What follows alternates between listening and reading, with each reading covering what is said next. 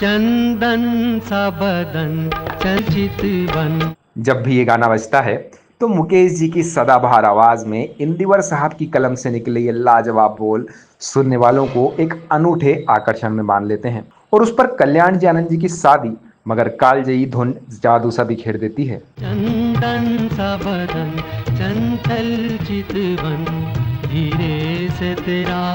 ये इतना कमाल का गाना है जिसे फिल्म में 2 बार इस्तेमाल किया गया, एक बार मुकेश जी की आवाज में और दूसरी बार स्वर कोकिला लता मंगेशकर जी की आवाज में। मुझे दोष न देना जग वालों। इस फिल्म को रिलीज हुए करीब 6 दशक होने वाले हैं और कई पीढ़ियों से इसे लगातार सुना जा रहा है। आज भी चाहे बुजुर्ग हों या जवान, हर कोई इसे पसंद करता है। लेकिन क्या आप ये जानते हैं कि ये गाना इस फिल्म के लिए बना ही नहीं था। पहले भी बहुत मैं तरसा हूँ, तू और न। तो सवाल ये उठता है कि ये गाना इस फिल्म में कैसे आ गया और इस गाने के लोकप्रिय होते ही इसके क्रेडिट को लेकर कल्याण जी और आनंद जी बहुत बड़े विवाद में पड़ गए थे। और जब बॉलीवुड में कलर्ड फिल्में बनने लगी थी तब भी इस फिल्म को ब्लैक एंड व्हाइट में ही क्यों बनाया गया। मैं अनुराग इस खास वीडियो में इन सभी और ऐसे ही और भी कई सवालों के जवाब लेकर हाजिर हुआ हूं। तो चलिए शुरू करते हैं गीत और संगीत का ये सुरीला सफर। उन दिनों की बात है जब कलर फिल्मों का जमाना आने वाला था और ब्लैक एंड व्हाइट फिल्मों का जमाना जाने वाला था। उस दौर में बॉलीवुड के दिग्गज गीतकार इंदिवर ने एक गाना लिखा। इसे एक भूले बिसरे संगीतकार दान सिंह जी ने अपनी फिल्म भूल न जाना के लिए लिखवाया था, जिसके निर्माता थे जगन शर्मा। तन भी सुंदर मन भी सुंदर, तू सुंदर। लेकिन जगन शर्मा जी इंदिवर के इन सरल मगर मारक शब्दों की क्षमता नहीं पहचान पाए। उन्हें लगा कि बहुत ही सादे और नीरस बोल हैं जिन्हें देश के अलग अलग इलाकों के दर्शक पसंद नहीं करेंगे। निर्माता के पैसे से ही फिल्म बनती है, उसका आदेश सबको मानना पड़ता है। लिहाजा दान सिंह जी चाहकर भी ये गाना अपनी फिल्म में नहीं रख पाए, मगर उन्होंने इसे बिल्कुल रिजेक्ट नहीं किया। उन्होंने इंदिवर को एक और गाना लिखने के लिए कहा और इस गाने को भी अपने पास रख लिया।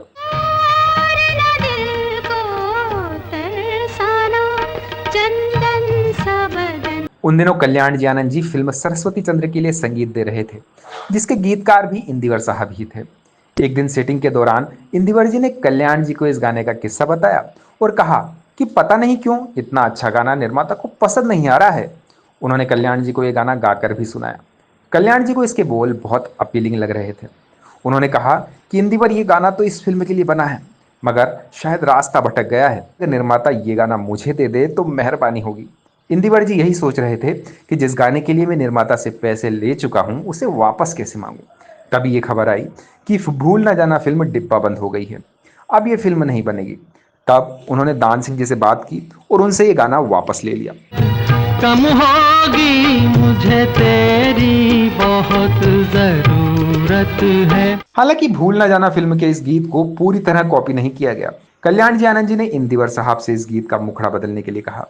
पहले इस गीत का मुखड़ा था, ये विशाल नयन जैसे नील गगन, अंतरे में डाल दिया और सरस्वती चंद्र के लिए इसका नया मुखड़ा लिख दिया। चंदन सा बदन चंचल चितवन। ये है कि फिल्म बदल गई लेकिन इस गाने का सिंगर नहीं बदला। जब भूल न जाना बन रही थी तब भी दान सिंह जी ने इस गाने के लिए मुकेश जी की आवाज को ही चुना था और कल्याण जी आनंद जी ने जब इसे सरस्वती चंद्र में इस्तेमाल करने का मन बनाया तब भी उनके जहन में मुकेश जी की ही आवाज थी, क्योंकि सब जानते थे कि सादे बोल के गानों में मुकेश जी की मिश्री जी ऐसी आवाज कमाल कर सकती है। साया भी जो तेरा पड़ जाए आबाद हो। सरस्वती चंद्र फिल्म इसी नाम से गुजराती के मशहूर उपन्यास पर बन रही थी, जिसे गोवर्धन राम माधवराम त्रिपाठी ने लिखा था, जिसकी पृष्ठभूमि सामंतवाद पर टिकी थी।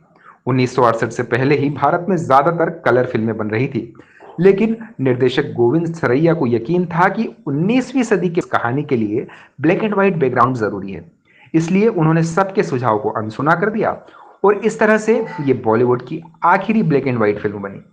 इसके साथ ही गोविंद जी ने गीतकार इंदिवर और संगीतकार कल्याण जी आनंद जी से बैकग्राउंड के मुताबिक दिखावे और शोर शराबे से दूर सरल, शुद्ध और बेहद सादा गीत संगीत देने के लिए कहा।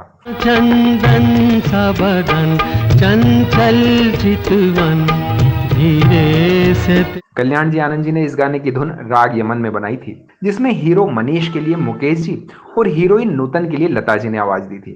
हालांकि बाद में कुछ खबरों में दावा किया गया कि दान सिंह जी ने इसकी धुन पहले ही तैयार कर ली थी, कल्याण जी आनंद जी ने बस उसे कॉपी कर दिया।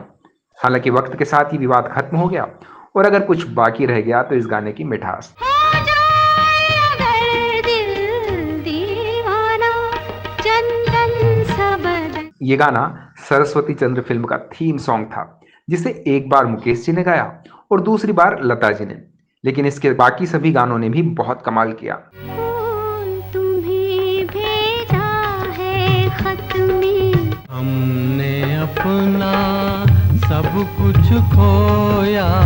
छोड़ दे सारी दुनिया किसी के लिए, हो मैं तो भूल चली बाबुल का देश, पिया का घर प्यार। एक गाना महेंद्र कपूर साहब की आवाज में भी था। 100 साल पहले की बात है, भारत के एक परिवार में। फिल्म का एक गाना मुबारक बेगम को भी दिया गया, जो ये बताता है कि खास तरह के गाने में उनकी आवाज कितनी जरूरी थी। वादा हमसे किया, दिल किसी को दिया, बेवफा हो बड़े। सरस्वती चंद्र निसंदेह एक महान फिल्म थी, जो सामाजिक मर्यादाओं को युवा दिलों में धड़क रहे प्रेम से ज्यादा जरूरी मानती है।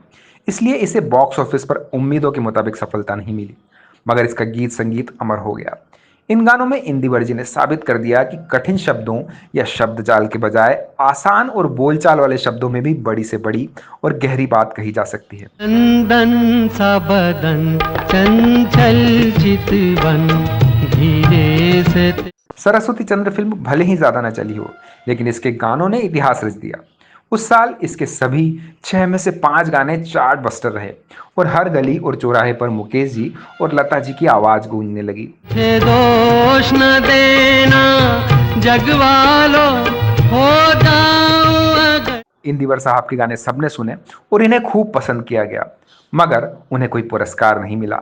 सरस्वती चंद्र में बेहतरीन गीत संगीत देने के लिए कल्याण जी आनंद जी को राष्ट्रीय पुरस्कार मिला और बेस्ट सिनेमेटोग्राफी के लिए नरीमन ईरानी को भी सम्मानित किया गया। चंदन सा बदन चंचल चितवन धीरे। तो दोस्तों, ये थी इस कालजयी गीत की कहानी। आप इस फिल्म और इस गाने के बारे में और क्या जानते हैं, मुझे बताइए।